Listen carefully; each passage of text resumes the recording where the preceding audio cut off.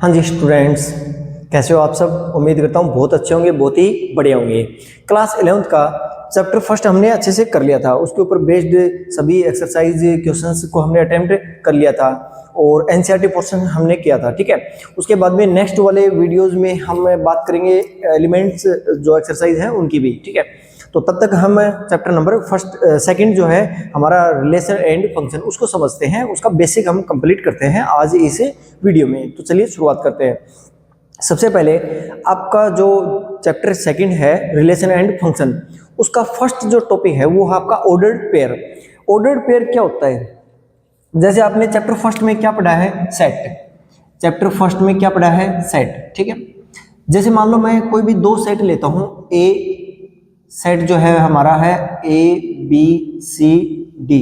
ठीक है, सेट जो बी है हमारा वो है 1 2 3 4। ठीक है, अभी आप इनके जो एलिमेंट्स है ना उनका कोई एक ऐसे अरेंजमेंट करो। जैसे हमने कर लिया, मैं इनको लिखूं कि A1, ठीक है, B2, C3, ये सभी क्या है? ये ऑर्डर्ड पेयर है। ठीक है, ऑर्डर्ड पेयर हैं, इनके पेयर बना दिए। अगर मान लो 3 सेट दे रखे हैं, उनमें से कोई भी 2 सेट का आप ऑर्डर्ड पेयर बना लो। सेट C है, मान लो हमने ले लिया सेट C ले लिया हमने। हम इसके अंदर लेंगे एलिमेंट, ले लो जैसे capital A B C D, ये वाले ले लो। ठीक है, तो अगर मैं A और C का ऑर्डर्ड पेयर करना चाहूँ तो कैसे करेंगे हम? A capital A, small b हो गया, कैपिटल C हो गया, कैपिटल स्मॉल c और कैपिटल C हो गया, ऐसे D और कैपिटल D हो गया। ठीक है, ये है हमारे सभी जो एलिमेंट्स हैं कोई भी दो सेट के, उनके ऑर्डर्ड पेयर। ठीक है, अब हम बात करेंगे नेक्स्ट कार्टेशियन प्रोडक्ट। सबसे ज्यादातर आपको यहीं से क्वेश्चन पूछता है कार्टेशियन प्रोडक्ट को रिप्रेजेंट कुछ ऐसे करते हैं, ए क्रॉस बी का मतलब है हमारा जो सेट ए है और बी है उनके जो एलिमेंट्स हैं सेट ए और सेट बी के, उनका रिलेशन यहाँ पर आपको रिप्रेजेंट करना है। और इनके जो एलिमेंट्स है ना उनको जो रिप्रेजेंट करोगे तो वो कैसे करोगे? ये जो अभी हमने जस्ट पहले पढ़ा था ऑर्डर्ड पेयर में, ठीक वैसे ही करोगे। जैसे हमने ले लिया A1 B2 C3 D4। ठीक है, ये हो गया हमारा कार्टेशियन प्रोडक्ट। ठीक है, कोई भी दो जो हमारे एलिमेंट हैं उनके कार्टेशियन प्रोडक्ट कुछ ऐसे रिप्रेजेंट होंगे। उसके बाद में आता है ग्राफ में देखो, हमने अब तक पढ़ा है कि ये हमारा ग्राफ था, इसमें ये एक्स एक्सिस और ये वाई एक्सिस। ठीक है, अब हम क्या करते हैं सबसे, और हाँ ये भी हमने पढ़ा है कि जैसे मान लो यहाँ पर कोई पॉइंट है, वो है आपका 3,4 ये कोऑर्डिनेट है इस पॉइंट को नाम दे दो हमने P दे दिया। ठीक है, इस 3 और 4 को अगर आप ध्यान से देखोगे तो हमने जैसे अभी ऑर्डर्ड पेयर में लिखा था ठीक वैसे ही लिख रहे हैं, जिसमें फर्स्ट जो एलिमेंट है वो क्या हो जाएगा? x है, और सेकंड जो एलिमेंट है वो क्या हो जाएगा? y। तो ठीक वैसे ही a है और 1 है, उसको मान लो हमने यहाँ पर डिनोट कर दिया A1, तो इसका मतलब क्या होगा कि ये x को डिनोट कर रहा है और ये जो 1 है वो किसको डिनोट कर रहा है? y को। अगर मान लो मैं कोई एलिमेंट यहाँ पर सेट ले लेता हूँ, एक्स सेट हमने ले लिया 1 2 3 4। ठीक है, सेट y है उसको हमने ले लिया A B C D। ठीक है, तब आप अगर इसको रिप्रेजेंट करोगे तो ठीक वैसे ही करेंगे हम 1a। ठीक है, x के लिए 1 और y के लिए b, तो हम यहाँ पर इनको डिनोट कर सकते हैं A B C D E। ठीक है, अब यहाँ पर 1a हो जाएगा, ये हो जाएगा आपका 1a। उसके बाद में 2b, 2 हो जाएगा, b हो जाएगा, यहाँ पर आ जाएगा आपका 2b। ये हो गया हमारा ग्राफ रिप्रेजेंटेशन। ठीक है, अब बात आती है डायग्राम की। डायग्राम जो अभी हम पढ़ेंगे वो सबसे इंपॉर्टेंट है, वो आपको नेक्स्ट के चैप्टर्स हैं या 12th क्लास है उसमें भी आपको काफी सारे क्वेश्चन सोल्व करने में हेल्प करेगा। जैसे देखो हमने अभी जस्ट लिखा था, इनके ऑर्डर्ड पेयर लिखे थे, वो हमने कुछ ऐसे लिखे थे कि सेट ए ले लिया हमने, ए बी सी डी, ठीक है। सेट बी ले लिया हमने 1 2 3 4, ठीक है। इन्हीं ए और बी सेट को मैं कुछ ऐसे रिप्रेजेंट कर दूं, इन्हीं ए और बी सेट को मैं कुछ ऐसे रिप्रेजेंट कर दूं। सेट ए के एलिमेंट आप यहां लिखो, कैसे लिखोगे, ए बी सी और डी, एक आध और मान लो ई, ठीक है। 1 2 3 4 5। अब आप यहां पर देख रहे हो ए जो है वो किससे रिलेट कर रहा था, 1 से बी, 2 से सी, 3 से डी, 4 से और ई, 5 से। ये हमारा हो गया डायग्राम रिप्रेजेंटेशन, ठीक है। अब हम बात करते हैं रिलेशन की। रिलेशन क्या होता है, इंपॉर्टेंट टॉपिक है, इंपॉर्टेंट चैप्टर है।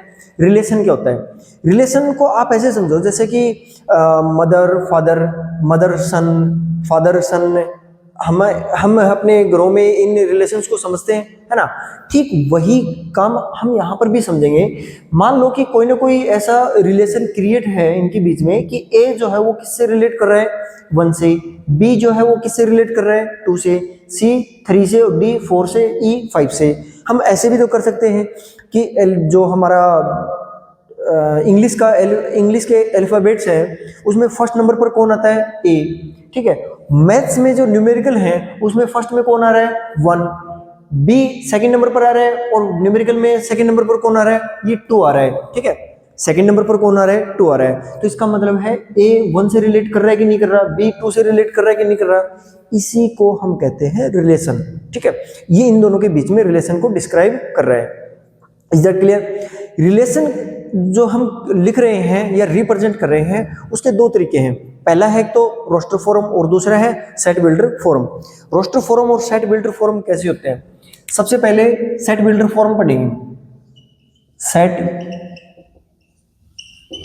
सेट बिल्डर फॉर्म, ठीक है। ये सेट बिल्डर फॉर्म क्या होती है, हम किसको रिप्रेजेंट कर रहे हैं, रिलेशन को। किसको रिप्रेजेंट कर रहे हैं, रिलेशन को। रिलेशन को रिप्रेजेंट कर रहे हैं सेट बिल्डर फॉर्म में, तो हम यहाँ पर दो एलिमेंट देखेंगे, एक्स और वाई, ठीक है। वो ऐसे, इसका मतलब है सच दैट एक्स और वाई, सच दैट कि हमने दो एलिमेंट लिए हैं एक्स और वाई, और वो दोनों ऐसे रिलेट कर रहे हैं कि एक्स जो है वो बिलोंग कर रहा है किससे, सेट ए से, और बी वाई जो है वो सेट बी से क्या कर रहा है, रिलेट कर रहा है। इसका मतलब है जो रिलेशन है हमारा वो कुछ ऐसे है कि एक्स और वाई ऐसे हम एलिमेंट्स लिखेंगे, रिप्रेजेंट करेंगे, जिसमें से एक्स हमें कहां से कलेक्ट करना है, ए सेट से। ए सेट क्या है हमारा, A B C D E. और जो वाई है, वाई जो हमें लेने हैं एलिमेंट्स वो कहां से लेने हैं, बी का मतलब है 1 2 3 4 5। ये हमारा हो गया रिलेशन, ठीक है। ये कौन से फॉर्म में हो गया, सेट बिल्डर फॉर्म में। दूसरा आता है रोस्टर फॉर्म। क्या आता है, यहां पर लिख देते हैं, रोस्टर फॉर्म। रोस्टर फॉर्म में सेट जो आपका रिलेशन है उसको कैसे रिप्रेजेंट करोगे। अब की बार आपको जो एक्स वाई है ना, ऐसे एलिमेंट नहीं लेने, डायरेक्ट इनको एक्सप्लेन करके बताना है। वो कैसे, जैसे हमने यहाँ पर बताए थे, ए किससे रिलेट कर रहा है, 1 से, बी किससे रिलेट कर रहा है, 2 से, सी किससे रिलेट कर रहा है, 3 से, डी किससे रिलेट कर रहा है, 4 से, और ई किससे रिलेट कर रहा है, 5 से, ठीक है। ये हमारा हो गया रोस्टर फॉर्म, और ये हमारा हो गया set builder form. Set builder form में आपको एक्सप्लेन करना है, रिप्रेजेंट नहीं करना, ठीक है। एक्सप्लेन करना है, रिप्रेजेंट नहीं करना। और जो आपका रोस्टर फॉर्म होता है उसमें आपको रिप्रेजेंट करने हैं सभी को अच्छे से, ठीक है, जो इनके रिलेशन बन रहे हैं। उसके बाद में आता है डोमेन, कोडोमेन और रेंज। कहते हैं 3 टॉपिक हैं, डोमेन,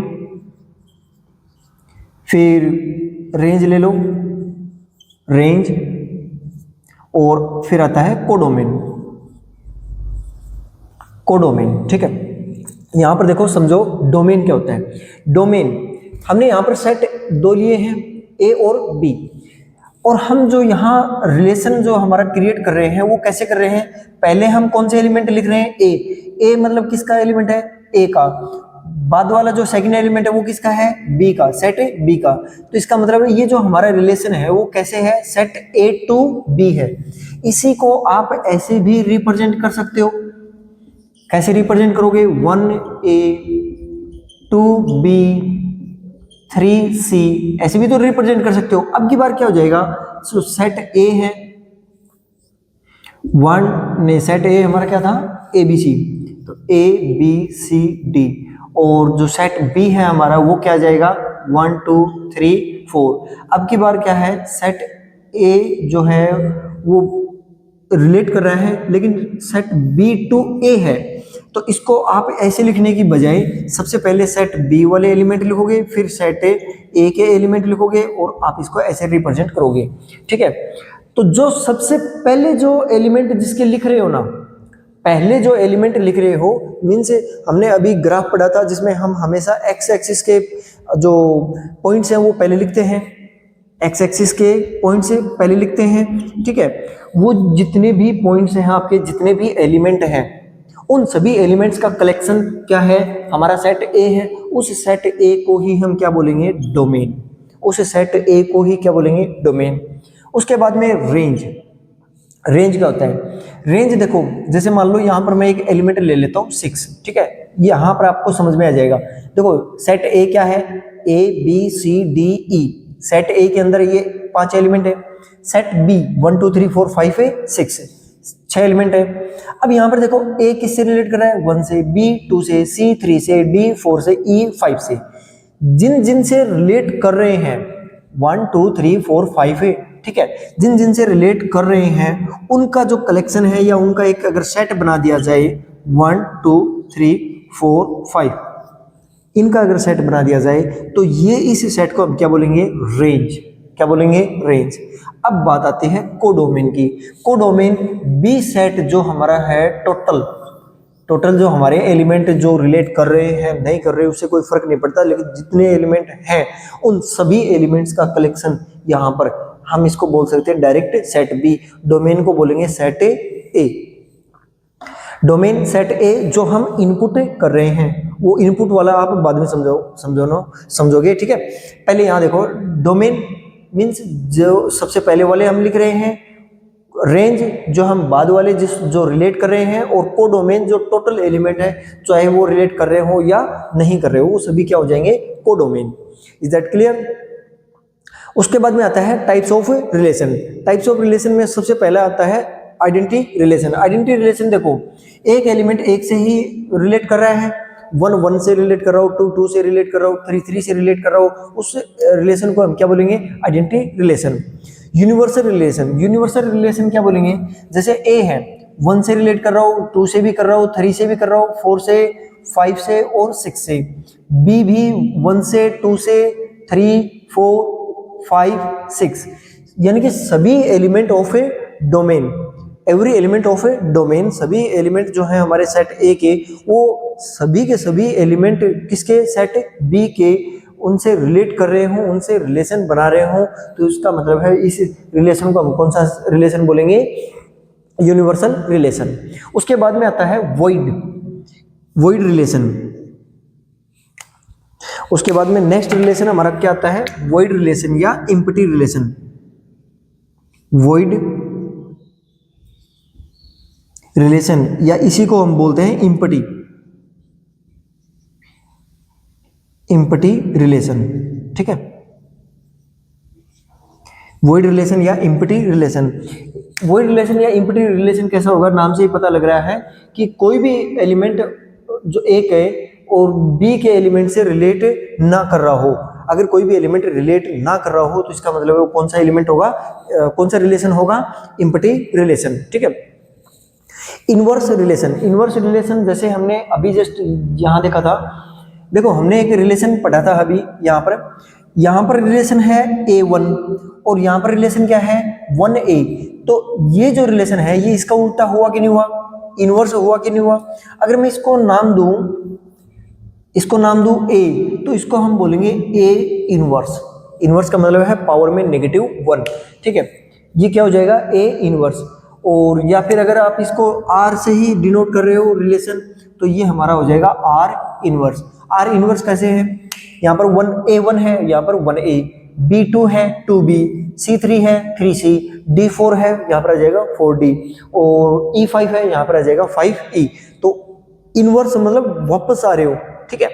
एक डायरेक्शन आपकी ये वाली थी, एक डायरेक्शन आपकी थी ए टू बी। अगर अब की बार आपकी डायरेक्शन बी टू ए कर दी जाए तो रिवर्स हुआ कि नहीं हुआ, तो उसको बोलेंगे हम इनवर्स रिलेशन, ठीक है।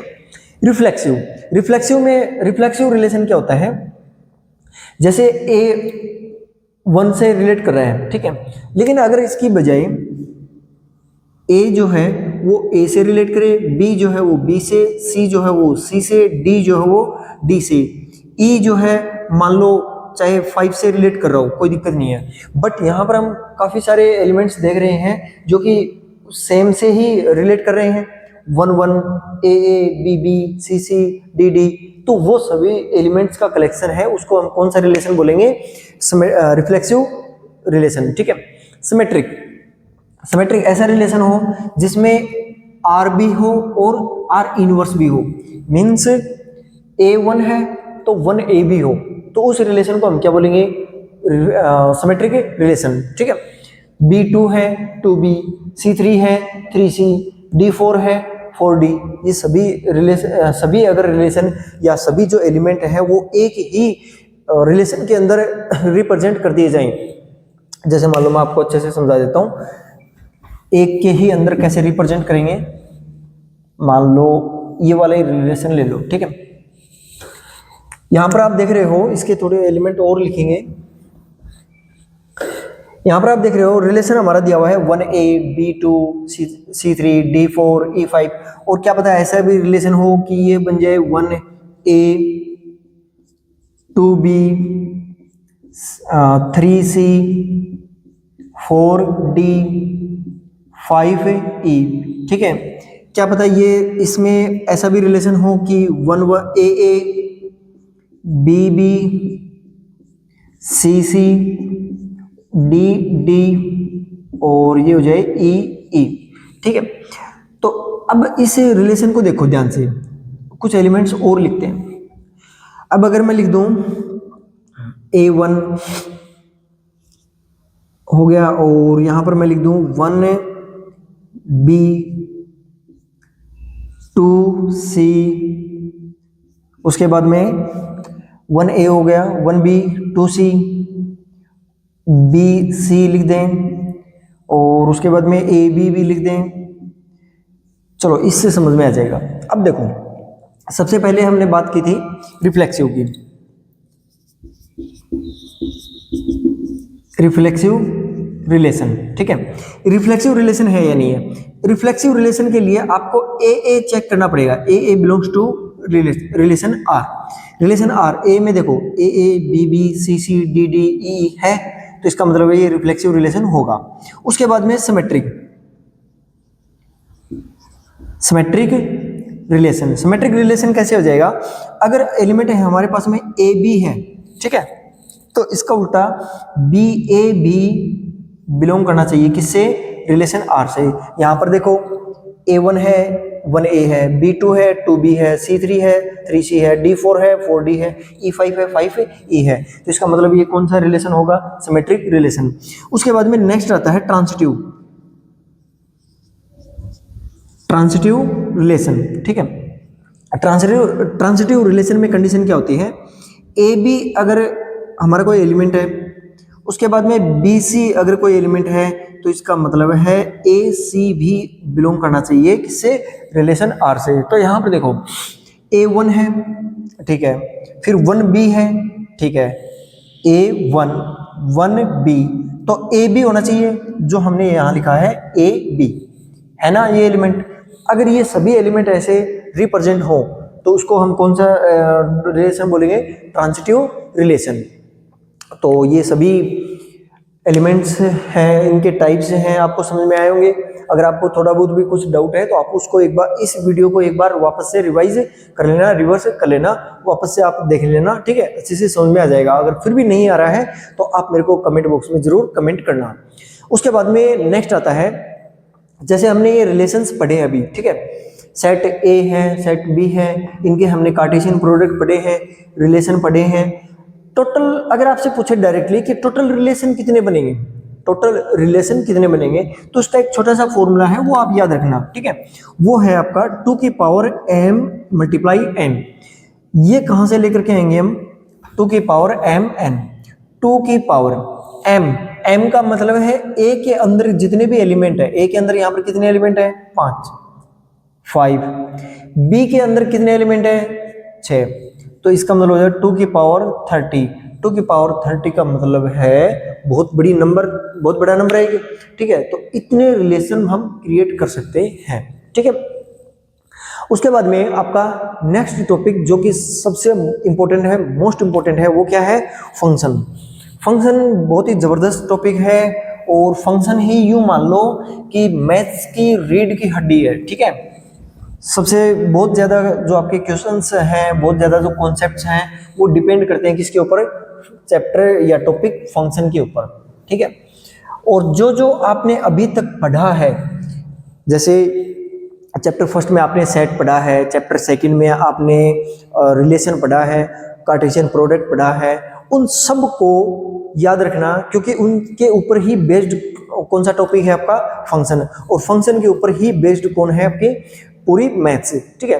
फंक्शन को आपने पढ़ा तो 9th क्लास से भी है, नाम अभी आप सुन रहे हो, पढ़ रहे हो, लेकिन आपने पढ़ा 9th क्लास में भी है। वो कैसे, चलो देखते हैं, ठीक है। हमारा टॉपिक है कौन सा, फंक्शन, ठीक है। अभी जस्ट थोड़ी देर पहले हमने 2 सेट लिए थे। सेट ए है हमारा, ए बी सी डी और ई। सेट बी है हमारा 1 2 3 4 5 6, ठीक है। ए किससे रिलेट कर रहा था, 1 से, बी किससे, 2 से, सी 3 से, डी 4 से, ई 5 से, ठीक है। ए टू बी है, हमने रिलेशन पढ़ा था अभी जस्ट, ठीक है। ये जो रिलेशन है ना इनके बीच में, ये जो इनके बीच में रिलेशन है, उसको डिस्क्राइब कौन करता है, फंक्शन। उसको डिस्क्राइब कि ये क्यों है इनसे रिलेटेड, ए जो है वो 1 से रिलेटेड क्यों है, वो डिस्क्राइब कौन करेगा, फंक्शन। जैसे एक एग्जांपल लेते हैं, जैसे मान लो हमने एक फंक्शन, एक सेट लिया ए, 1 2 3 4 5 6 7, ठीक है। दूसरा लिया हमने 3 4 5 6 7 8 9, ठीक है, ये ले लिया हमने। ये हमारा हो गया सेट बी। अब मैं बोलूँ 1 जो है वो 3 से, 2 4 से, 3 5 से, 4 6 से, 5 7 से, 6 8 से, 7 9 से रिलेट करते हैं, ठीक है। ये तो हमारा हो गया रिलेशन, अभी जैसे हमने जस्ट पहले पढ़ा था। अब मैं बोलूँ कि इसको डिस्क्राइब कौन करेगा, फंक्शन। फंक्शन क्या हो जाएगा, फंक्शन को सबसे पहले तो हम रिप्रेजेंट कैसे करेंगे, एफ एक्स, ठीक है। ऐसे हम लिखेंगे फंक्शन, एफ एक्स लिखेंगे, इसको लिखेंगे x + 2। ये क्या हो जाएगा, हमारा फंक्शन हो जाएगा। ये इसको रिलेट कर रहा है, क्यों कर रहा है, वो कौन करेगा डिस्क्राइब, ये करेगा, ठीक है, x + 2। अब सबसे पहले इस x के बारे में पढ़ते हैं, ये क्या है, ये हमारा डोमेन है, और ये जो फंक्शन है इसका जो आउटपुट है ये हमारा क्या है, कोडोमेन, या फिर रेंज ले लो, ये क्या है हमारा रेंज, ये क्या है रेंज। अब हम वापस से हमारे जो रिलेशन के कुछ टॉपिक्स थे, जैसे डोमेन हमने पढ़ा था, रेंज पढ़ा था, और हमने कोडोमेन भी पढ़ा था, चलो उनके बारे में भी हम यहाँ पर वापस से समझेंगे। देखो फंक्शन एफ एक्स है, एफ एक्स मतलब एक्स इनपुट करोगे। आपने 9th क्लास में एक छोटा सा चैप्टर आता है पोलिनोमियल, ठीक है। पोलिनोमियल में एफ एक्स ऐसे लिख करके और फिर x² + 2 ऐसे देखा ना आपने, ठीक है। उसमें आपको पूछ रहा है कि f2 की वैल्यू फाइंड आउट करो। आप f2 की वैल्यू कैसे फाइंड आउट करते हो, जहां पर आपको x दिखाई दे रहा है तो उसकी जगह आप 2 इनपुट कर रहे हो, तो 2 की पावर 2 + 2 4 + 2 यानी कि 6। आपका आउटपुट यानी कि रिजल्ट कितना आया, 6। अब यहां से चेक करो, आपने इनपुट क्या किया, 2, आउटपुट कितना आया, 6। तो ये आपका इनपुट जो है वो क्या हो जाएगा, आपका डोमेन, और ये जो आउटपुट है आपका ये क्या हो जाएगा, रेंज।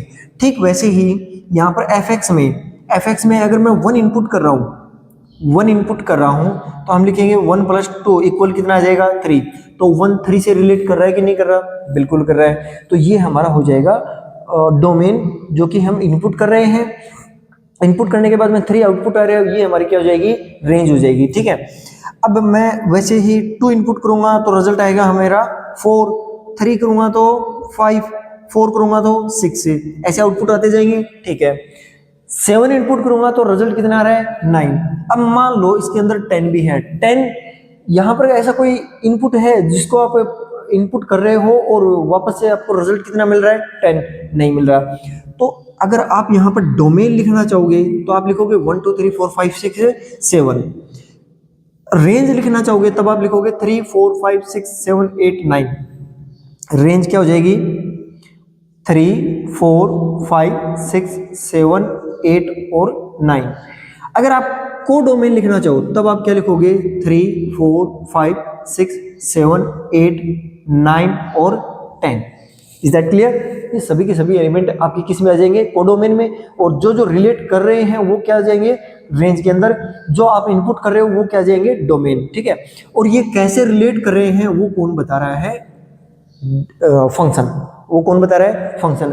फंक्शन को हमेशा हम fx ऐसे लिखेंगे। ठीक है, ये हमारा हो जाएगा फंक्शन। Is that clear? उसके बाद में हम 2 टॉपिक और पढ़ेंगे। सबसे पहले है इमेज, सबसे पहले है इमेज और उसके बाद में है प्री इमेज। प्री इमेज, ठीक है, ये 2 टॉपिक आप और देखो। ये भी ऐसे ही हैं जैसे डोमेन और रेंज थे। ठीक है, इमेज, इमेज मीन्स अगर मैं 3 देखूं, ठीक है, 3 कब आ रहा है मेरे पास में, जब मैं 1 इनपुट कर रहा हूं। मैं 1 इनपुट कर रहा हूं तब मेरे पास में रिजल्ट कौन आ रहा है 3। तो इसका मतलब हम बोलेंगे कि 1 की इमेज कौन है 3 है। इमेज ऑफ 1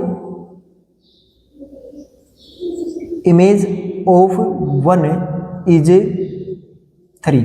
ठीक है, 2 की इमेज कौन है 4, 3 की इमेज कौन है 5।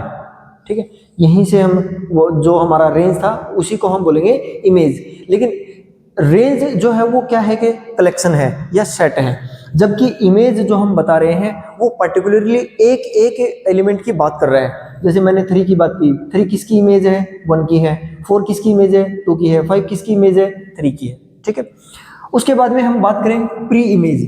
प्री इमेज वापस से उल्टा आ जाओ, 1 की इमेज कौन है 1 की इमेज कौन है 3, 3 की प्री इमेज कौन है 1, 3 की प्री इमेज कौन है 1, 6 की प्री इमेज कौन है 4, 8 की प्री इमेज कौन है 6। ठीक है, 7 की इमेज कौन है 9, 9 की प्री इमेज कौन है 7। तो जो हम ये वाले एलिमेंट पढ़ रहे थे वो किसमें हम कलेक्ट कर रहे थे, इनका कलेक्शन को क्या बोल रहे थे, डोमेन।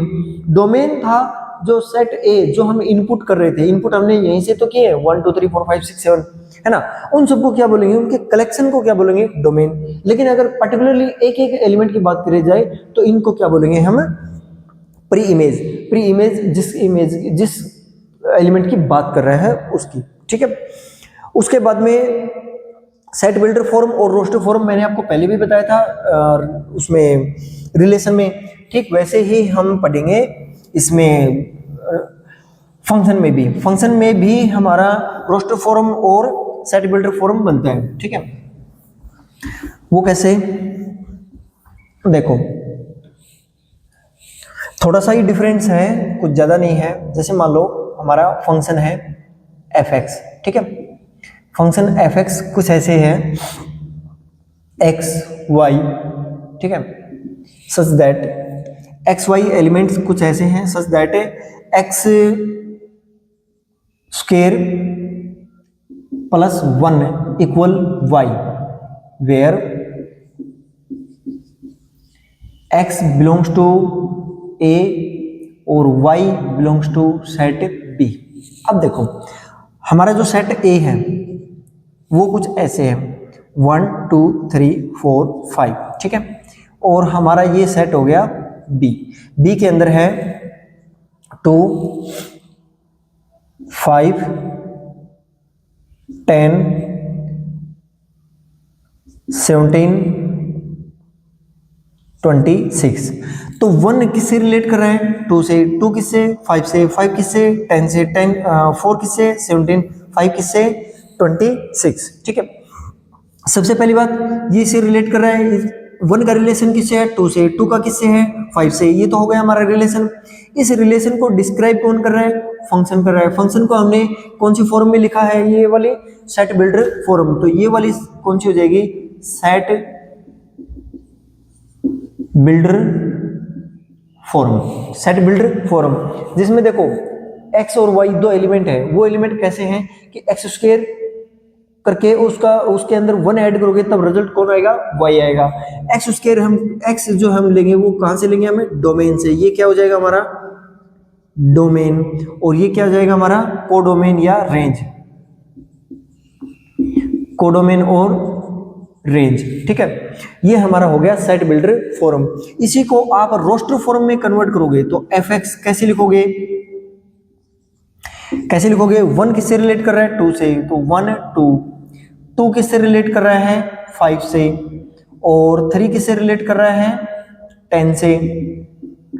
4 किससे रिलेट कर रहा है? 17 से। और 5 किससे रिलेट कर रहा है? 26 से। ठीक है, ये क्या हो गया हमारा? Roster form. और वो कौन सी फॉर्म हो गई? Set builder form.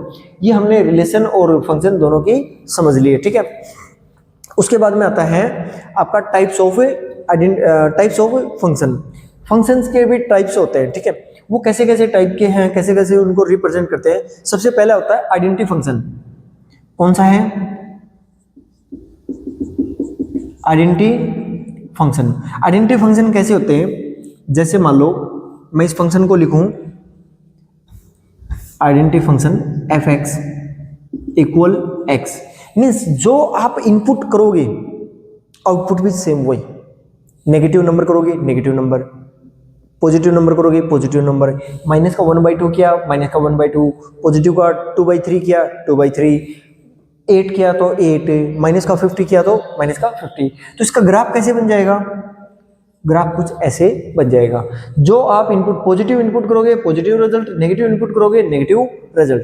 ये है आपका कौन सा फंक्शन? Identity function. ठीक है, सेकंड फंक्शन आता है आपका कांस्टेंट फंक्शन। कौन सा फंक्शन है? Constant. Constant function. Constant function है कुछ आप ऐसे लिख सकते हो उसको। कांस्टेंट फंक्शन को हम कुछ ऐसे रिप्रेजेंट कर सकते हैं।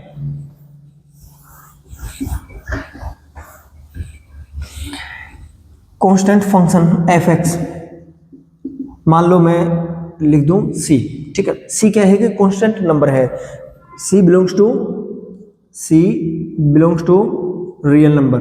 रियल नंबर मीन्स 5 ले लिया, -5 ले लिया, 5.8 ले लिया, 8.9 ले लिया, 12 ले लिया, कुछ भी ले लो, लेकिन वो सिर्फ एक नंबर होना चाहिए। ठीक है, कोई भी variable x y z t 4 ऐसा कुछ नहीं होना चाहिए। ठीक है, ओनली एक रियल नंबर होना चाहिए।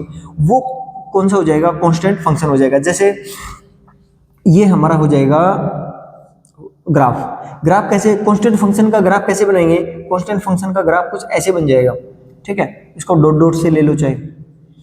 अब ये ग्राफ कैसे बन रहा है? देखो, जैसे हमारा फंक्शन था f(x) इक्वल, मान लो c की जगह मैंने क्या नंबर ले लिया? 5। ठीक है, अब अगर मैं फंक्शन f(x) में 1 इनपुट करूं तब भी इसके ऊपर तो कोई फर्क नहीं पड़ना, क्योंकि ये तो सेम रहेगा। अगर मैं 2 इनपुट करूं तब भी ये 5 रहेगा। अगर मैं माइनस का 15 इनपुट करूं तब भी ये क्या रहेगा? 5, क्योंकि यहाँ पर तो चेंज हो ही नहीं रहा। तो यहाँ पर देखो, अगर इसको रिप्रेजेंट करना चाहोगे, मैं 1 इनपुट करूं तब भी 5, मैं 2 इनपुट करूं तब भी 5, अगर मैं 17 इनपुट करूं तब भी 5, अगर मैं माइनस का 12 इनपुट करूंगा तब भी यही 5 है, तब भी यही 5 है। कोई भी नंबर इनपुट करोगे तो ये एक कांस्टेंट स्ट्रेट लाइन बनेगी कि नहीं बनेगी? बिल्कुल बन जाएगी। तो ये हो जाएगा हमारा कांस्टेंट फंक्शन जिसमें कोई चेंज नहीं होगा। ठीक है, उसके बाद में सेकंड आता है लीनियर फंक्शन। लीनियर फंक्शन आपने 9th क्लास में 10th क्लास में ग्राफ बहुत बनाए हैं, है ना? ग्राफ बनाना, जो लीनियर ग्राफ बनाए हैं आपने 10th क्लास में भी हैं, 9th क्लास में भी हैं, वो सभी के सभी क्या होंगे? लीनियर फंक्शन होंगे। लीनियर फंक्शन मीन्स f(x), इसको कैसे रिप्रेजेंट कर सकते हैं? जैसे मान लो मैं कोई एक फंक्शन ले लूं x + 2। ठीक है, ये एक लीनियर फंक्शन है। हम linear function, quadratic function, linear जो ग्राफ है, क्वाड्रेटिक ग्राफ है, उसको कैसे फाइंड आउट कर रहे थे, कैसे पहचान कर रहे थे? वेरिएबल की मैक्सिमम डिग्री देख लो, वेरिएबल की डिग्री चेक करो, डिग्री कितनी है? 1 है। 1 है, इसका मतलब है ये कौन सा फंक्शन, कौन सा पॉलिनोमियल हो गया? Linear polynomial. सभी के सभी जितने भी पॉलिनोमियल आपने पढ़े ना अब तक, सारे के सारे एक फंक्शन है। क्यों है? क्योंकि पॉलिनोमियल की खास बात क्या होती है, उसके अंदर वेरिएबल एक्स होता है, वाई होता है, जो भी ले लो, आप कुछ ना कुछ इनपुट कर रहे हो और उसका रिजल्ट आउटपुट कुछ ना कुछ आ रहा है, तो इसका मतलब है हम फंक्शन ही तो पढ़ रहे हैं। फंक्शन का मतलब ही क्या है? कोई इनपुट करो, आउटपुट आपको देगा। गन्ने के जूस निकालने की मशीन है, इनपुट क्या दे रहे हो? गन्ना, आउटपुट क्या निकल रहा है? जूस। तो वो भी क्या है? फंक्शन है। ये जो मैं यहाँ लिख रहा हूँ, ये मार्कर, ये भी क्या है कि फंक्शन है। मैंने यहाँ पर ऐसे ऐसे इसको चलाया, मैंने इनपुट क्या किया? इसको ऐसे चलाया है, आउटपुट क्या किया? एक लाइन बन गई। तो ये भी क्या है कि फंक्शन है। आप अपने हर बार में अपने आसपास में मतलब जो भी चीजें देख रहे हो ना, वो सभी के सभी क्या है? फंक्शन है। जैसे हाँ, जो वो काम कर रहे हैं वो वाले, जैसे मान लो हम ऐसे कोशिश कर रहे हैं आगे बढ़ने की, पैदल चलने की, ठीक है, कोशिश कर रहे हैं, इनपुट दे रहे हैं आगे चलना, आउटपुट आ रहा है कि नहीं आ रहा, डिस्टेंस कवर हो रहा है कि नहीं हो रहा। फैन है, फैन को हम इनपुट क्या दे रहे हैं? इलेक्ट्रिसिटी। आउटपुट क्या रहा है? वो फैन चल रहा है। वो सभी के सभी क्या है कि फंक्शन है, ठीक है। अब ये जो पॉलिनोमियल है, ये पॉलिनोमियल कौन सा वाला है? ये लीनियर पॉलिनोमियल है। लीनियर पॉलिनोमियल है तो इसका मतलब है इसका कोई ना कोई ऐसे ग्राफ बनेगा, एक सीधी स्ट्रेट लाइन बनेगी। तो मींस ये कौन सा फंक्शन होगा हमारा? Linear function. कौन सा फंक्शन होगा हमारा? Linear function. उसके बाद में आता है क्वाड्रेटिक फंक्शन है, क्यूबिक फंक्शन है, वो भी आते हैं। जैसे मान लो अगर मैं फंक्शन एफ एक्स की बात करूं, चलो सबसे पहले इसको थोड़ा सा रफ करने दो।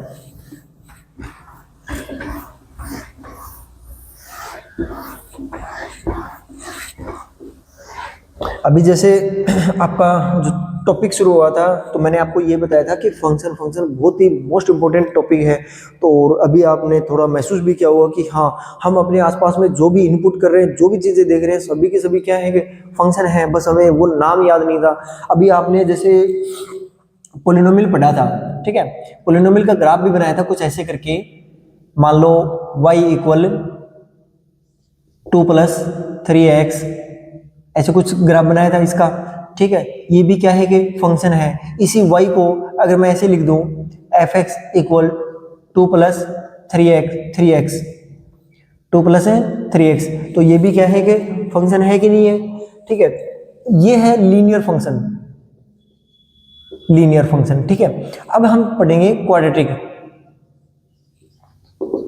क्वाड्रेटिक 10th क्लास में आपने कुछ ऐसे पढ़े हैं, y इक्वल x² + 9, है ना, x² + 9x + 3। मान लो ये वाला है कोई पॉलिनोमियल है, क्वाड्रेटिक पॉलिनोमियल। आपने इसका ग्राफ भी बनाने की कोशिश की होगी, है ना। आप इसके अंदर x इनपुट कर रहे हो, y आउटपुट आ रहा है, x इनपुट करोगे। मान लो मैंने x इनपुट कर लिया 1, ठीक है, 1 का स्क्वायर 1 + 9 + 3 10 13, तो आउटपुट कितना आया? 13। तो इसका मतलब है ये क्या हो गया? एक फंक्शन हो गया कि नहीं हो गया? अब इसी y की जगह आप क्या लिख दो? f(x) लिख दो। तो ये क्या है कि फंक्शन है। इसका जब आप ग्राफ बनाओगे तो ग्राफ कुछ ऐसे बनेगा। आपने 10th क्लास के जो आपका टॉपिक है क्वाड्रेटिक पॉलिनोमियल, उसमें आपने इनके क्वाड्रेटिक पॉलिनोमियल के ग्राफ भी पढ़े होंगे। कुछ ऐसे टाइप के हैं, या फिर ऐसे इसको टच करके जा रहा है, या फिर इसको बिना टच किए ऊपर से जा रहा है ना। और इसके उल्टे ग्राफ भी पढ़े हैं आपने कुछ ऐसे करके, है ना। इन सभी ग्राफ्स को क्या बोलेंगे? Quadratic function. क्वाड्रेटिक फंक्शन, ये सभी क्वाड्रेटिक फंक्शन है। ठीक वैसे ही cubic function, cubic function, cubic function में क्या हो जाएगा? जैसे मान लो f(x) इक्वल, मैं ले लूं x³ 3 + 4, ये क्या हो जाएगा? ये एक क्यूबिक फंक्शन है ना। अभी आपने ये सब पढ़े हैं। उसके बाद में है आपका एब्सोल्यूट फंक्शन और ग्रेटेस्ट इंटीजर फंक्शन। चलो मैं ये टॉपिक एक बार लिख लेता हूं। एब्सोल्यूट फंक्शन, फिर है आपका सेकंड ग्रेटेस्ट इंटीजर फंक्शन। उसके बाद में थर्ड है आपका एब्सोल्यूट फंक्शन हो गया, ग्रेटेस्ट इंटीजर फंक्शन हो गया, फिर है आपका एक्सपोनेंशियल फंक्शन, एक्सपोनेंशियल फंक्शन, और फोर्थ है आपका लास्ट रहेगा लॉगरिथमिक फंक्शन, लॉगरिथमिक फंक्शन। ठीक है, हम ये और पढ़ेंगे इस चैप्टर में, लास्ट यही है। इसके अलावा आपको सिर्फ क्वेश्चन आंसर सोल्व करने हैं।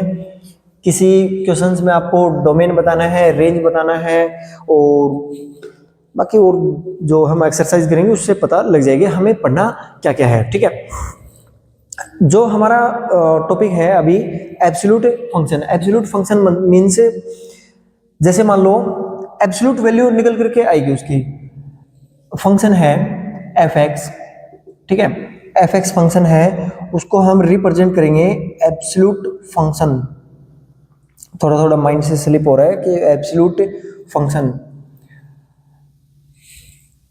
ग्रेटेस्ट इंटीजर फंक्शन हो गया। एब्सोल्यूट फंक्शन ये हो जाएगा हमारा मॉड्यूलस एक्स अपॉन एक्स। ठीक है, इसको बोलते हैं एब्सोल्यूट फंक्शन या सिग्नम फंक्शन। ठीक है, एब्सोल्यूट नहीं, इसमें डिनोमिनेटर में एक्स नहीं आएगा, यही हमारा एब्सोल्यूट फंक्शन या मॉड्यूलस फंक्शन। इसी को हम क्या बोलेंगे, एब्सोल्यूट फंक्शन या मॉड्यूलस फंक्शन।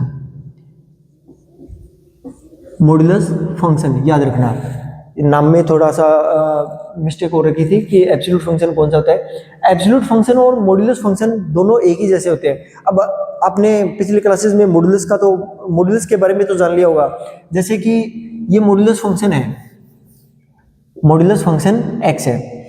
अगर मैं इसके अंदर 2 इनपुट करूंगा तो मॉड्यूलस 2 और रिजल्ट भी कितना आ जाएगा 2।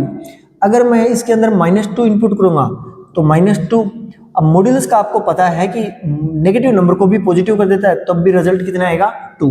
तो ये कौन सा फंक्शन हो जाएगा, मॉड्यूलस फंक्शन। ठीक है, मॉड्यूलस फंक्शन हो गया। इसके अंदर कुछ और भी आ सकता है, जैसे मान लो आपने इस मॉड्यूलस फंक्शन में लिख दिया x² + 4x + 3। ठीक है, ये मॉड्यूलस। अगर आप इसके अंदर कुछ इनपुट कर रहे हो, नेगेटिव नंबर आ रहा है, तो नेगेटिव को भी आप किस में कन्वर्ट करोगे, पॉजिटिव में कन्वर्ट करोगे। ये कौन सा फंक्शन है आपका, मॉड्यूलस फंक्शन या फिर एब्सोल्यूट फंक्शन। फिर आता है आपका greatest integer function. Greatest integer function, उसको रिप्रेजेंट कैसे करते हैं, ध्यान से देखना। इस फंक्शन को हम रिप्रेजेंट करेंगे कुछ ऐसे, x ले लिया। ठीक है, ऐसे। ठीक है, इसका मतलब क्या होता है, इसका मतलब होता है अगर मैं इसके अंदर इनपुट करूं 5, ठीक है, तो हम इसे ऐसे लिखेंगे। ठीक है, रिजल्ट हमारा आउटपुट कितना आएगा, 5 आएगा। अगर मैं इसके अंदर 5.2 इनपुट करता हूं, क्या इनपुट करूं 5.2, ठीक है, तब भी हमारा रिजल्ट कितना आएगा 5। अगर मैं इसके अंदर 5.9 इनपुट करता हूं, 5.9, तब भी हमारा रिजल्ट कितना आएगा 5 आएगा। इसका मतलब है जो हमारे डेसिमल नंबर फ्रैक्शनल पार्ट है ना, उनको हटा करके उनका रिजल्ट हमेशा क्या आएगा, इंटीजर नंबर आएगा। जैसे मान लो हमने यहाँ पर फंक्शन में इनपुट कर दिया 2.4, ठीक है, 2.4, तो इसका रिजल्ट कितना आ जाएगा 2, इंटीजर नंबर आ रहा है, तो इसी को बोलते हैं ग्रेटेस्ट इंटीजर फंक्शन। उसके बाद में आता है exponential function. Exponential function means आपने पावर के बारे में तो पढ़ा है कि 3 की पावर 4, 9 की पावर कुछ जो भी है, ठीक है। फिर आपने ये भी पढ़ा है, जैसे डिग्री हमने अभी यहाँ देखा था, x की पावर कितना है 2, ठीक है। क्यूबिक फंक्शन में पढ़ोगे x की पावर में 3 मिल जाएगा, ठीक है। बाई क्वाड्रेटिक में पढ़ोगे आप x की पावर में 4 मिल जाएगा, और फिर मल्टीप्लाई में कुछ भी नंबर मिल जाएंगे, ठीक है। लेकिन अगर इसको हम इंटरचेंज कर दें कि अगर मैं कोई फंक्शन ऐसे बना दूं, f(x) फंक्शन कुछ ऐसे बना दो कि 5 की पावर x, 5 की पावर x, तब हम इसको बोलेंगे एक्सपोनेंशियल फंक्शन। अब 5 है, एक इंटीजर है, इसकी बजाय मैं इसको डायरेक्टली ऐसे लिख दूं कि a की पावर x, ठीक है। उसमें डिपेंड यहाँ दोनों a और x दोनों पर करता है, क्योंकि यहाँ पर जो a है ना हमारा, a हमारा फ्रैक्शन नंबर भी हो सकता है, नेगेटिव नंबर भी हो सकता है और पॉजिटिव नंबर भी हो सकता है। जैसे मान लो ये एग्जांपल ले लो, हमने एक एग्जांपल ले लिया 5 की पावर x, ठीक है। मैं लिख दूं 1/5 उसकी पावर में x, ठीक है। मैं लिख दूं -5 के पावर में x, मैं लिख दूं -1/5 के पावर में x। तो कंडीशंस 4 बन रही है ना, जो सभी किसके ऊपर डिपेंड करती हैं, a के ऊपर। ठीक है, a पॉजिटिव होगा, a फ्रैक्शन में होगा, a नेगेटिव होगा, a नेगेटिव और फ्रैक्शन दोनों में होगा। तो डिपेंड इस a के ऊपर भी करता है, और फिर x जो हमारा फंक्शन है, जो हमारा इनपुट है, हम उसका रिजल्ट क्या आएगा वो डिपेंड यहाँ पर भी कर रहा है। ठीक है, यहाँ पर इसके ग्राफ दो टाइप के बनेंगे। यहाँ पर इसके ग्राफ क्या बनेंगे, दो टाइप के ग्राफ बनेंगे। वो कैसे, जब a greater than 0, greater than 0 का मतलब है 5। ठीक है, हमने एग्जांपल ले लिया 5। अब यहां पर देखो फंक्शन, चलो मैं थोड़ा सा इसको रफ करता हूं पहले।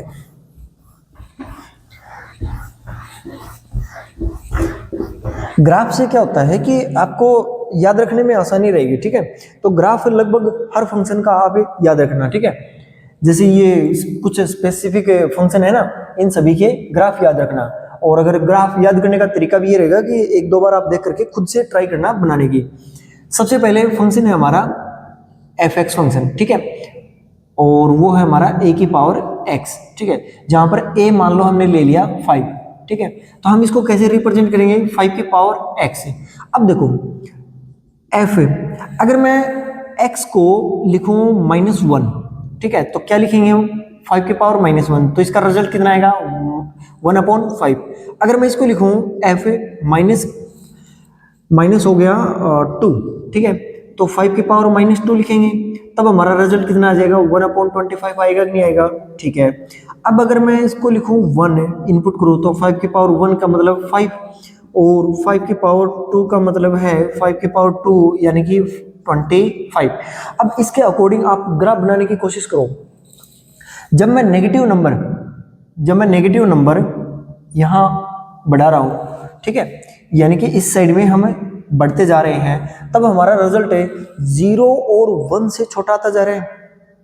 1 से 0 नहीं, 1 और 0 के बीच में आ रहा है, 1 और 0 के बीच में आ रहा है। 1 और 0 कहाँ पर है, मान लो हमारा यहाँ पर है 1। ठीक है, तो मीन्स हमारा ग्राफ कुछ ऐसे बन जाएगा। अब ये यहाँ पर इंटरसेक्ट कैसे कर रहा है, देखो यहाँ पर x एक्सिस का पॉइंट क्या रहेगा, यहाँ पर x एक्सिस का पॉइंट क्या रहेगा, 0। तो अगर मैं इनपुट करूंगा 0, तो 5 की पावर 0 क्या रहेगा, 1। तो मैंने यहाँ पर 1 लिया है। और अगर मैं नेगेटिव नंबर ले रहा हूँ, तो 1 से छोटा होता जा रहा है कि नहीं जा रहा। ठीक है, टेंड्स टू 0 हो जाएगा, लेकिन 0 तो नहीं होगा, टेंड्स टू 0 हो जाएगा। अब अगर मैं इसमें पॉजिटिव में, इस डायरेक्शन में इनपुट करता जा रहा हूँ, पॉजिटिव में करता जा रहा हूँ, तो ये ऐसे बढ़ रहा है कि नहीं बढ़ रहा। जैसे देखो 5, 1 इनपुट किया 5, 2 इनपुट किया 25, तो हमारा ग्राफ बन जाएगा ये वाला। कब, जब a ग्रेटर देन 0 हो। उसके बाद में अगर मान लो a लेस देन 0 हुआ, तो कैसे ग्राफ बनेगा, देखो वापस से इन्हीं को हम रिप्रेजेंट करते हैं। a लेस देन 0 मान लो हमने ले लिया फंक्शन कुछ ऐसे कि fx इक्वल -5 की पावर x। a जो है 0 से छोटा है। ठीक है, इनपुट करो, इनपुट हम करेंगे, मान लो सबसे पहले हमने इनपुट कर लिया 0। ठीक है, तो -5 की पावर 0 का मतलब तो 1 है। ठीक है, अगर मैं इनपुट करूं -1, तो -5 की पावर में -1, तो इसका मतलब है माइनस का 1/5। ठीक है, अगर मैं इनपुट करूं -2, ठीक है, तो यहाँ पर इनपुट करेंगे, यहाँ पर क्या आ जाएगा, -5 की पावर में -2 यानी कि 1/25। ठीक है, रिवर्स हो जाएगा, रेसिप्रोकल हो जाएगा। अगर मैं इनपुट करूँ 2, तब हमारा रिजल्ट कितना आएगा, -5 की पावर 2 मीन्स 25। ठीक है, यहाँ पर हम कहीं गड़बड़ तो नहीं कर रहे, इनपुट कर रहे हैं, 0 कर लिया, -1 कर लिया, रेसिप्रोकल हो गया, -2 कर लिया। ठीक है, 2 कर लिया, ये आ जाएगा। अब इसका ग्राफ बनाने की कोशिश करते हैं। देखो सीधी सी बात है, यहाँ पर 0 है x एक्सिस के लिए, तो y एक्सिस के लिए तो रिजल्ट कितना आएगा, 1 आएगा। ठीक है, ये तो हो जाएगा 0, 1। उसके बाद में देखो, उसके बाद में अगर मैं पॉजिटिव में कोई नंबर ऐड कर रहा हूँ, पॉजिटिव में कोई नंबर इनपुट कर रहा हूँ, पॉजिटिव में नंबर क्या हो जाएंगे हमारे, जैसे हमारा हो गया 2 कर रहा हूँ तो 25 आ रहा है। नहीं नहीं नहीं, एक सेकंड बेटा, अगर हम पॉजिटिव में इनपुट कर रहे हैं 2 कर लिया, 3 कर लिया, 0 और 1 से ग्रेटर, 1 से less than 0 greater than a less than 1, ये कंडीशन होनी चाहिए इसके लिए। ये वाली कंडीशन हम लेंगे जिसमें है हमारा 1 माइनस का 5। एक सेकंड, चलो इसको दोबारा करते हैं, थोड़ा सा यहाँ पर शायद मिस्टेक हो गया है। दूसरी कंडीशन है a ग्रेटर देन 0 हो गया, ठीक है, a less than 0, a less than 0 और ग्रेटर देन, नहीं लेस देन 1 और ग्रेटर देन 0, 0 और 1 के बीच में हो, 0 और 1 के बीच में मान लो मैंने नंबर ले लिया 1/2, ठीक है। अब अगर फंक्शन f(x) की बात करें तो क्या लिखेंगे, 1/2 की पावर x। अगर मैं f(0) की बात करूं तब हमारा रिजल्ट 1 आएगा। अगर मैं f(2) की बात करूं, 2 की बात करेंगे तो 1/2 की पावर में 2 है, तो इसका मतलब है 1/4। अगर मैं -2 की बात करूं तब हमारा रिजल्ट कितना आ जाएगा, 1/2 की पावर -2। रेसिप्रोकल होगा, रेसिप्रोकल हो जाएगा तो ये 2 ऊपर जाएगा और उसकी पावर 2 करेंगे, कितना आ जाएगा 4। अगर मैं -3 की बात करूं तब हमारा रिजल्ट हो जाएगा 1/2 पावर में -3 इक्वल 3 की पावर हो जाएगी 8। तो इसका मतलब है हमारा ग्राफ कुछ ऐसे बनेगा, 1 इनपुट कर रहे हैं, 0 इनपुट कर रहे हैं तो 1 आ रहा है।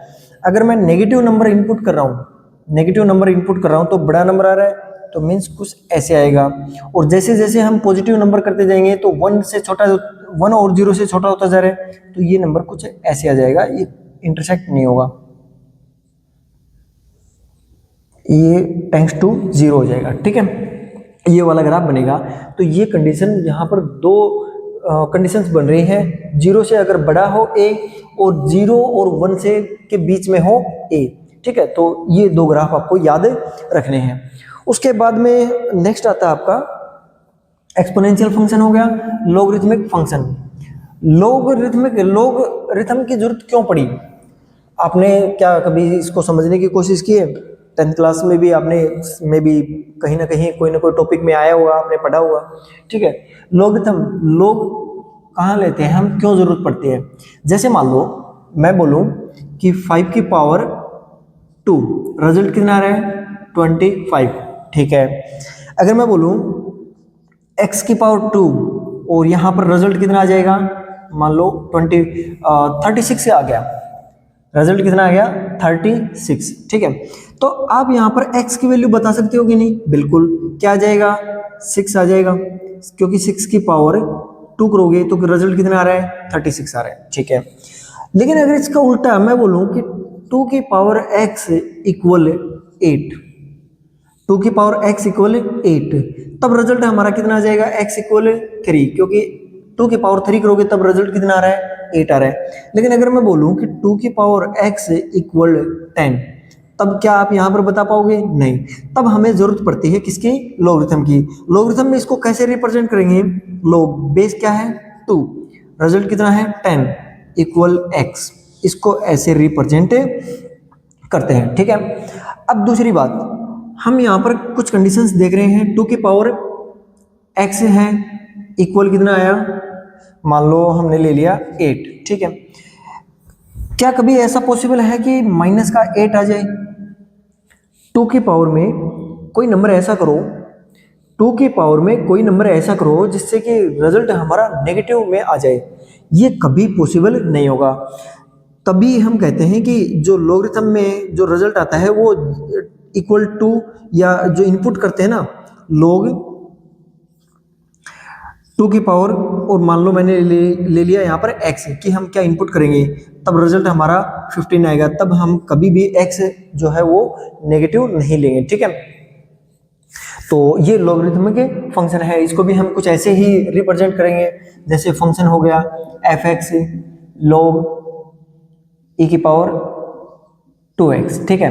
ई हम जो ई जो है वो क्या लेते हैं, ई की वैल्यू क्या होती है, ई की ई इक्वल 2.718। ये वैल्यू आई कहाँ से, जब हम किसी वैल्यू को इंक्रीज करते जाते हैं, इंक्रीज करते जाते हैं, जैसे कि मान लो थोड़ा सा समझा देता हूं आपको ई के बारे में। ई क्या होता है, ई कैसे हम इसकी वैल्यू को 2.718 कैलकुलेट कर रहे हैं, ठीक है। आगे भी वैल्यू है, ये इरेशनल नंबर है, जैसे कि लाइक दैट पाई, ठीक है, पाई की तरह ये इरेशनल नंबर है। जैसे मान लो मैं बोलूं कि फर्स्ट ईयर के लिए ना आपका जो इंटरेस्ट है, इंटरेस्ट वाले चैप्टर में हम देख रहे हैं, इंटरेस्ट है वो मान लो आपका 1 है, ठीक है। तो x plus 1/x first year के लिए, ठीक है। सेकेंड ईयर के लिए मान लो x प्लस जो आपका इंटरेस्ट है वो कितना आ जाएगा आपका 2। लेकिन यहां पर इंटरेस्ट को आप कैसे रिप्रेजेंट करोगे, 2 1/, जैसे इसका फॉर्मूला माइंड से स्लिप हो रहा है, x plus 100 upon 1 plus r upon 100 कुछ ऐसे, और पावर में टाइम, हाँ कुछ ये था, ठीक है। और यहाँ पर आपका x हो जाएगा, इसको हटाओ एक बार, यहाँ पर हो जाएगा आपका x 1 प्लस r, रेट और टाइम अगर इक्वल हो जाए तो 1/100 और 1, ठीक है। अगर सेकेंड ईयर के लिए चेक करोगे यहाँ पे तो क्या जाएगा आपका 1/2/100 पावर में 2। अगर थर्ड ईयर के लिए बात करोगे, x 1 प्लस 3/100 पावर में 3।